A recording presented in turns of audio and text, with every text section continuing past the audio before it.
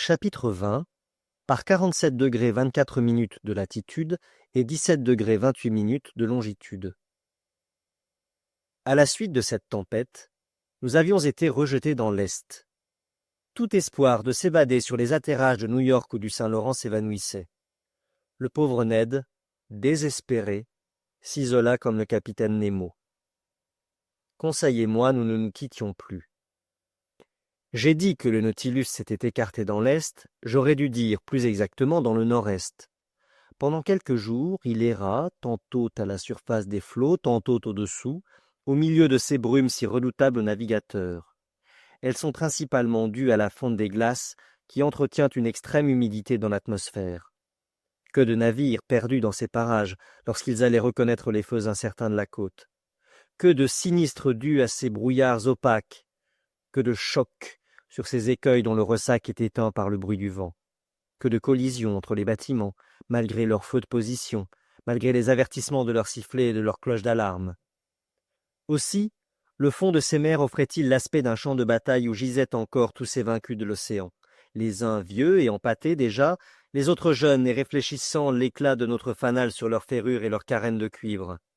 Parmi eux, que de bâtiments perdus corps et biens, avec leurs équipages, leur monde des migrants, sur ces points dangereux signalés dans les statistiques, le cap Race, l'île Saint-Paul, le détroit de Belle-Île, l'estuaire du Saint-Laurent, et depuis quelques années seulement que de victimes fournies à ces funèbres annales par les lignes du Royal Mail, d'Imman, de Montréal, le Solway, l'Isis, le Parramatta, le Hungarian, le Canadian, l'Anglo-Saxon, le Humboldt, l'United States, tous échoués, l'Arctique, le Lyonnais, coulés par abordage, le Président, le Pacifique, le City of Glasgow, disparus pour des causes ignorées, sombres débris au milieu desquels naviguait le Nautilus, comme s'il eût passé une revue des morts.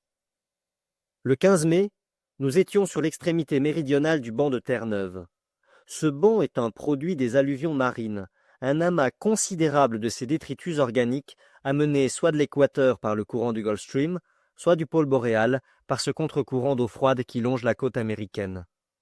Là aussi s'amoncellent les blocs erratiques charriés par la débâcle des glaces. Là s'est formé un vaste ossuaire de poissons, de mollusques ou de zoophytes qui y périssent par milliards. La profondeur de la mer n'est pas considérable au banc de Terre-Neuve, quelques centaines de brasses au plus, mais vers le sud se creuse subitement une dépression profonde, un trou de 3000 mètres. Là s'élargit le Gulf Stream. C'est un épanouissement de ses eaux. Il perd de sa vitesse et de sa température, mais il devient une mer.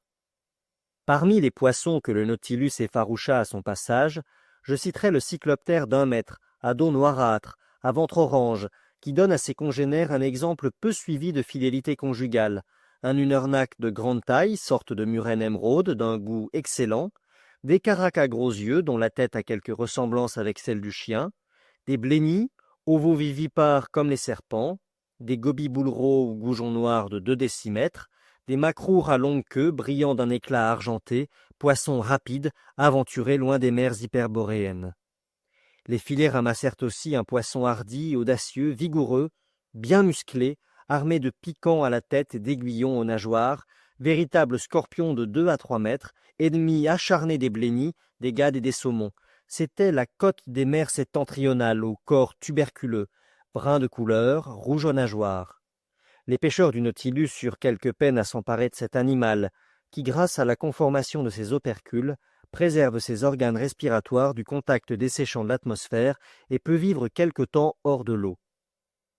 Je cite maintenant, pour mémoire, des bosquiens, petits poissons qui accompagnent les navires dans les mers boréales, des abloxyrhinques spéciaux à l'Atlantique septentrional, des rascasses, et j'arrive aux gades, principalement à l'espèce morue que je surpris dans ses eaux de prédilection sur cet inépuisable banc de Terre-Neuve. On peut dire que ces morues sont des poissons de montagne, car Terre-Neuve n'est qu'une montagne sous-marine. Lorsque le Nautilus s'ouvrit un chemin à travers leurs phalanges pressées, Conseil ne put retenir cette observation. « Ça ? Des morues !» dit-il. « Mais je croyais que les morues étaient plates, comme des limandes ou des soles. »« Naïf, m'écriai-je. Les morues ne sont plates que chez l'épicier, où on les montre ouvertes et étalées. Mais dans l'eau, ce sont des poissons fusiformes, comme les mulets, et parfaitement conformés pour la marche. » Je veux croire monsieur, répondit Conseil. Quelle nuée! Quelle fourmilière! Eh, mon ami, il y en aurait davantage sans leurs ennemis, les rascasses et les hommes. Sais-tu combien on a compté d'eux dans une seule femelle? Faisons bien les choses, répondit Conseil. 500 000? 11 millions, mon ami. 11 millions? Voilà ce que je n'admettrai jamais, à moins de les compter moi-même. Compte-les, Conseil, mais tu auras plus vite fait de me croire. D'ailleurs, c'est par milliers que les Français, les Anglais, les Américains, les Danois, les Norvégiens pêchent les morues. On les consomme en quantité prodigieuse, et sans l'étonnante fécondité de ces poissons, les mers en seraient bientôt dépeuplées. Ainsi, en Angleterre et en Amérique seulement, 5000 navires montés par 75 000 marins sont employés à la pêche de la morue. Chaque navire en rapporte 40 000 en moyenne, ce qui fait 25 millions. Sur les côtes de la Norvège, même résultat. Bon, répondit Conseil, je m'en rapporte à monsieur, je ne les compterai pas. Quoi donc? Les 11 millions d'œufs. Mais je ferai une remarque. Laquelle? C'est que si tous les œufs éclosaient, il suffirait de 4 morues pour alimenter l'Angleterre, l'Amérique et la Norvège. Pendant que nous effleurions les fonds du banc de Terre-Neuve, je vis parfaitement ces longues lignes armées de 200 hameçons que chaque bateau tend par douzaines. Chaque ligne, entraînée par un bout au moyen d'un petit grappin, était retenue à la surface par un aurain fixé sur une bouée de liège. Le Nautilus dut manœuvrer adroitement au milieu de ce réseau sous-marin. D'ailleurs, il ne demeura pas longtemps dans ces parages fréquentés. Il s'éleva jusque vers le 42e degré de latitude. C'était à la hauteur de Saint-Jean-de-Terre-Neuve et de Heart's Content, où aboutit l'extrémité du câble transatlantique. Le Nautilus, au lieu de continuer à marcher au nord, prit direction vers l'est, comme s'il voulait suivre ce plateau télégraphique sur lequel repose le câble et dont des sondages multipliés ont donné le relief avec une extrême exactitude. Ce fut le 17 mai, à 500 000 environ de Heart's Content, par 2800 mètres de profondeur, que j'aperçus le câble gisant sur le sol. Conseil, que je n'avais pas prévenu, le prit d'abord pour un gigantesque serpent de mer et s'apprêtait à le classer suivant sa méthode ordinaire. Mais je désabusai le digne garçon, et pour le consoler de son déboire, je lui appris diverses particularités de la pose de ce câble. Le premier câble fut établi pendant les années 1857 et 1858, mais après avoir transmis 400 télégrammes environ, il cessa de fonctionner. En 1863, les ingénieurs construisirent un nouveau câble, mesurant 3400 km et pesant 4500 tonnes, qui fut embarqué sur le Great Eastern. Cette tentative échoua encore. Or, le 25 mai, le Nautilus, immergé par 3836 mètres de profondeur, se trouvait précisément en cet endroit où se produisit la rupture qui ruina l'entreprise. C'était à 638 milles de la côte d'Irlande. On s'aperçut, à 2 heures après-midi, que les communications avec l'Europe venaient de s'interrompre. Les électriciens du bord résolurent de couper le câble avant de le repêcher, et à 11 heures du soir, ils avaient ramené la partie avariée. On refit un joint et une épissure, puis le câble fut immergé de nouveau. Mais, quelques jours plus tard, il se rompit et ne put être ressaisi dans les profondeurs de l'océan. Les Américains ne se découragèrent pas. L'audacieux Cyrus Field, le promoteur de l'entreprise qui y risquait toute sa fortune, provoqua une nouvelle souscription. Elle fut immédiatement couverte. Un autre câble fut établi dans de meilleures conditions.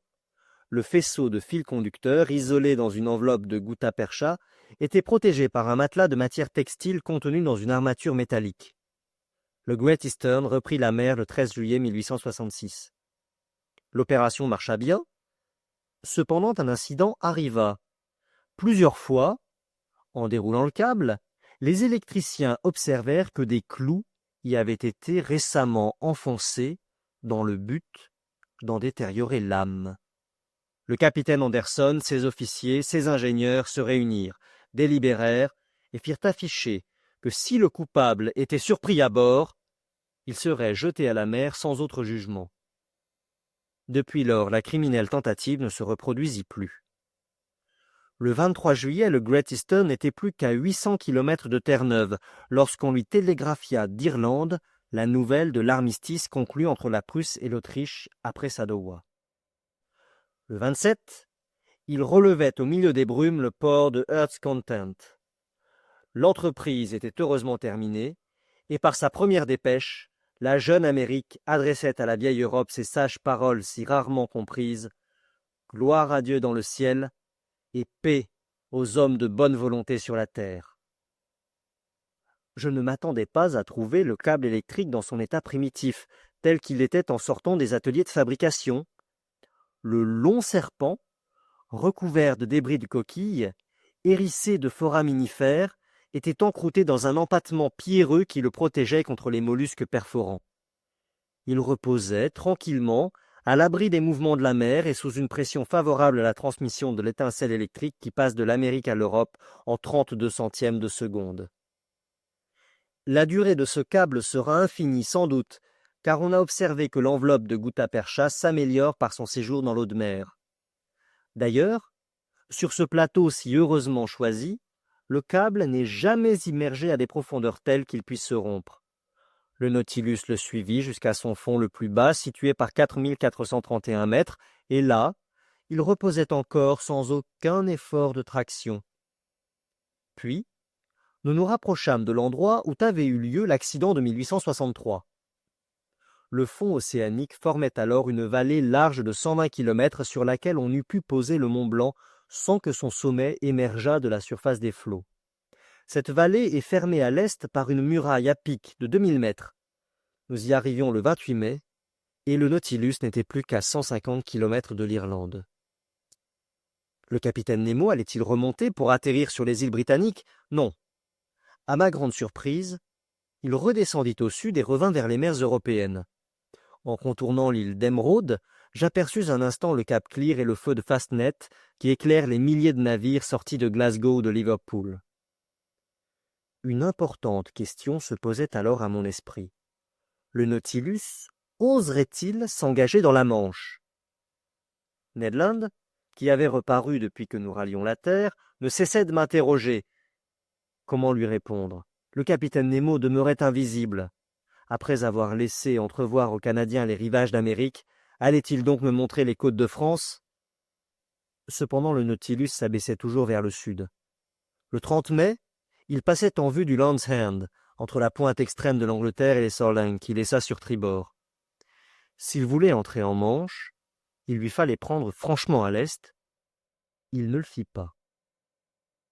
Pendant toute la journée du 31 mai, le Nautilus décrivit sur la mer une série de cercles qui m'intriguèrent vivement.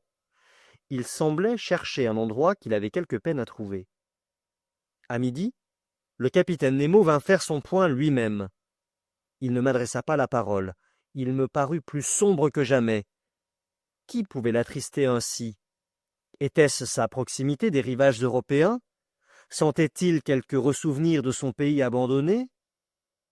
Qu'éprouvait-il alors? Des remords ou des regrets? Longtemps cette pensée occupa mon esprit, et j'eus comme un pressentiment que le hasard trahirait avant peu les secrets du capitaine. Le lendemain, 1er juin, le Nautilus conserva les mêmes allures. Il était évident qu'il cherchait à reconnaître un point précis de l'océan. Le capitaine Nemo vint prendre la hauteur du soleil, ainsi qu'il avait fait la veille. La mer était belle, le ciel pur. À 8000 dans l'est, un grand navire à vapeur se dessinait sur la ligne de l'horizon. Aucun pavillon ne battait à sa corne, et je ne pus reconnaître sa nationalité. Le capitaine Nemo, quelques minutes avant que le soleil passât au méridien, prit son sextant et observa avec une précision extrême. Le calme absolu des flots facilitait son opération. Le Nautilus immobile ne ressentait ni roulis ni tangage. J'étais en ce moment sur la plate-forme. Lorsque son relèvement fut terminé, le capitaine prononça ces seuls mots. « C'est ici !» Il redescendit par le panneau. Avait-il vu le bâtiment qui modifiait sa marche et semblait se rapprocher de nous? Je ne saurais le dire. Je revins au salon. Le panneau se ferma et j'entendis les sifflements de l'eau dans les réservoirs. Le Nautilus commença de s'enfoncer suivant une ligne verticale, car son hélice entravée ne lui communiquait plus aucun mouvement. Quelques minutes plus tard, Il s'arrêtait à une profondeur de 833 mètres et reposait sur le sol. Le plafond lumineux du salon s'éteignit alors. Les panneaux s'ouvrirent. Et à travers les vitres, j'aperçus la mer vivement illuminée par les rayons du fanal dans un rayon d'un demi-mille. Je regardai à bâbord, et je ne vis rien que l'immensité des eaux tranquilles. Par tribord, sur le fond, apparaissait une forte extumescence qui attira mon attention. On eût dit des ruines ensevelies sous un empattement de coquilles blanchâtres comme sous un manteau de neige. En examinant attentivement cette masse, je crus reconnaître les formes épaissies d'un navire, rasé de ses mâts, qui devait avoir coulé par l'avant. Ce sinistre datait certainement d'une époque reculée. Cette épave, pour être ainsi encroûtée dans le calcaire des eaux, comptait bien des années passées sur le fond de l'océan. Quel était ce navire? Pourquoi le Nautilus venait-il visiter sa tombe? N'était-ce donc pas un naufrage qui avait entraîné ce bâtiment sous les eaux? Je ne savais que penser, quand près de moi j'entendis le capitaine Nemo dire d'une voix lente. Autrefois, ce navire se nommait le Marseillais. Il portait 74 canons et fut lancé en 1762. En 1778, le 13 août, commandé par la Poïbe Vertrieux, il se battait audacieusement contre le Preston. En 1779, le 4 juillet, il assistait avec l'escadre de l'amiral d'Estaing à la prise de Grenade. En 1781, le 5 septembre, il prenait part au combat du comte de Grasse dans la baie de la Chesapeake. En 1794, la République française lui changeait son nom. Le 16 avril de la même année, il rejoignait à Brest l'escadre de Villars-et-Joyeuse chargée d'escorter un convoi de blé qui venait d'Amérique sous le commandement de l'amiral Van Stabel. Le 11 et le 12 prairial en deux, cette escadre se rencontrait avec les vaisseaux anglais. Monsieur, c'est aujourd'hui le 13 prairial, le 1er juin 1868. Il y a 74 ans, jour pour jour, à cette place même, par 47 degrés 24 minutes de latitude et 17 degrés 28 minutes de longitude, ce navire, après un combat héroïque, dématé de ses 3 mâts, l'eau dans ses soutes, le tiers de son équipage hors de combat, aima mieux s'engloutir avec ses 356 marins que de se rendre. Et clouant son pavillon à sa poupe, il disparut sous les flots au cri de « Vive la République !»« Le Vengeur !» m'écriai-je. « Oui, monsieur, le Vengeur. Un beau nom !» murmura le capitaine Nemo en se croisant les bras.